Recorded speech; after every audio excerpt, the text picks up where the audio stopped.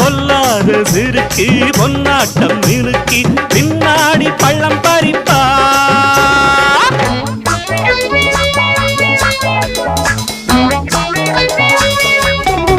கேடிப்பய நாடகம் போட்டான் சோடி கேடி சம்மதம் கேட்டான்.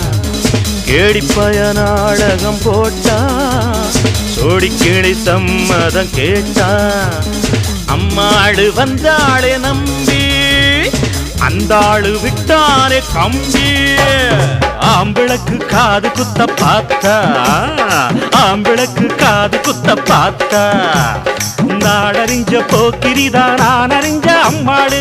ஒட்டிக்கிட்ட வெட்டிக்கிட்ட உனக்கென்ன சும்மாடு பட்டுக்கோட்டை அம்மாடு.